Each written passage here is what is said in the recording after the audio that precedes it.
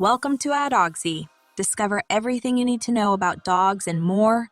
Our goal is to help you become the best friend and understand your furry companion on a deeper level. We provide information based on current research and the experience of seasoned dog owners.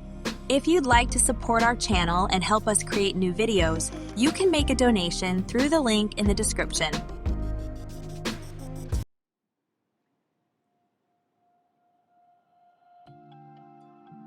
If a dog comes from a shelter, the most common myth often used to promote the adoption of shelter animals is the idea of unique loyalty and gratitude from dogs that have been homeless.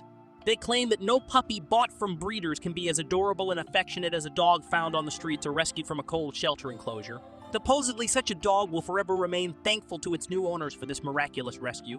However, that's not entirely true, and it would be a big mistake to base your decision on where to get a dog solely on this notion. A formerly homeless dog doesn't automatically behave well towards its new owner out of a sense of gratitude.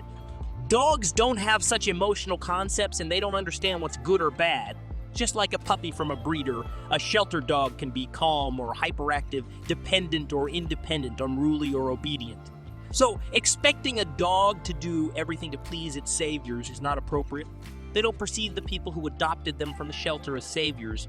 Even in the most terrible shelter, a dog typically lives in a predictable environment. Yes, it's cold, hungry, and lonely there, but it's used to getting food from this guy with a shovel every 3 days, cleaning done by that Lady Jane, and the neighbor in the next kennel won't growl if you don't bother him. In other words, the dog knows in advance what to expect from whom and when. A predictable environment is an essential factor in a dog's life, and then someone decides to take the dog into their family. They do it without warning, as it's impossible to tell a dog, listen, Bill, in a week, you'll be taken from here, but don't worry, you'll live in warmth and abundance from now on. The dog won't understand that. Imagine if someone took you from your cozy apartment in New York and took you to an unfamiliar place without saying a word. Even if it's Los Angeles, you would still be stressed because you don't speak the language, have no money, unsure if you'll be fed and taken to the restroom, and overall, who are all these people? That's why a newly adopted shelter dog will be under severe stress, and the primary task for the owners in the beginning is to minimize this stress. In reality, it's simpler than it seemed. You need to create a clear and predictable environment for the dog. Luckily, people themselves live by rituals and habits. Getting up, having breakfast, taking a shower, going to the office, coming back, going to the office, coming back, going to sleep. It's a routine for 5 days a week.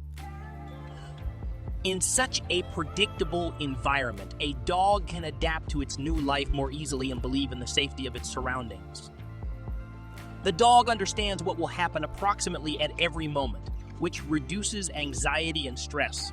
Due to the stress of transitioning from a predictable environment to an unknown one, a dog will likely hide in a far corner and stare from there during its first days at home, especially if it came from harsh conditions or lacks socialization. And the person who brought this enigmatic creature home might find it hard to resist the urge to lure it out of the corner with treats, toys, or children.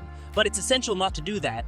The dog is not ready for that. It wants to observe the household from a safe spot. It wasn't warned about this move, so it didn't have time to prepare. That's why it's best to leave the dog alone in that corner and not approach to make acquaintance. But don't put a food bowl there. The dog should have the motivation to come out in search of dinner, and it's better if that dinner is kept in the owner's pocket. Don't ignore it when it finally comes out. As soon as the dog gets a bit closer to people, throw it a tasty treat to encourage contact. That way it will understand that it's not mistreated here, and no shovels will swing at it. In fact, the closer it is to a human, the better life tastes.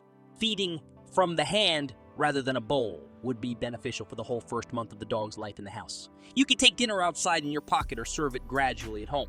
This will help establish a bond between the dog and the owner and is generally useful to make the dog understand that people are great and there's no need to run back to the old shelter for stability.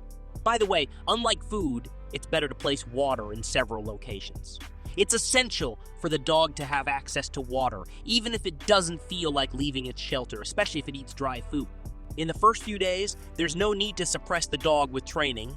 Advice from the internet may contradict this point because many people still believe that you need to show the dog who's the boss at home, otherwise it will try to dominate. However, as we mentioned earlier, dogs don't dominate humans. It's a persistent myth with no connection to reality.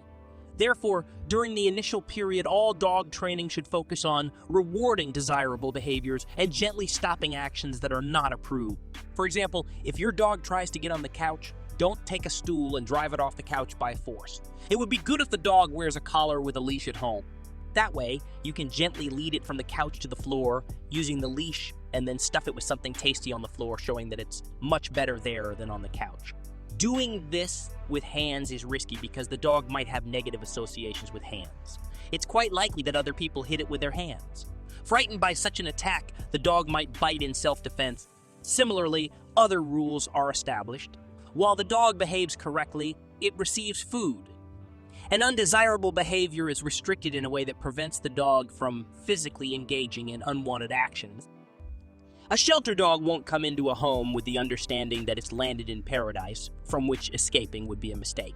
It won't immediately fall in love with the owner because, after all, they are a suspicious stranger. The initial attachment between the dog and the owner is established in about 2 weeks. During this time, it's crucial not to let the dog off the leash during walks under any circumstances. It's even better to put on more gear, including a safety leash. Attach the leash to both the collar and the harness, and put the ID tag on a separate string. A stray dog that runs away without identification and is afraid of people has a very low chance of finding its way back home. During the first year after moving from the shelter, the dog will thaw, and a strong bond will form during this time. It's also in this period that the dog's individual personality traits may reveal themselves. It will show its true colors, and most likely, it won't remain as timid as it was in the first few months at home. If there are significant problems, it's best not to address them with folk methods or internet advice. It's better to consult specialists.